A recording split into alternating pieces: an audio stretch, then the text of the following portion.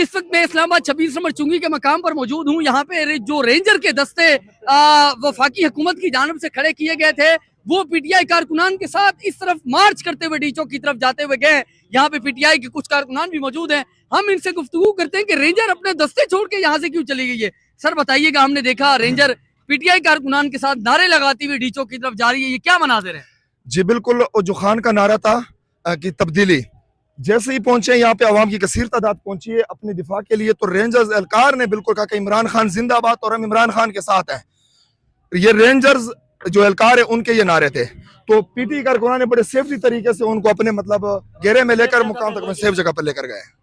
इस वक्त क्या कहना चाहेंगे? हुकूमत इस वक्त शिकस्त खुर्दा हो चुकी है कि उनके अपने खड़े किए रेंजर के दस्ते इस वक्त इमरान खान के हक में नारे लगा रहे हैं। जी अल्हम्दुलिल्लाह, हमारा ईमान मजबूत है, हम नजरिए पे कायम है। पूरी पाकिस्तानी कौम इस वक्त एक ही नजरिए पे कायम है।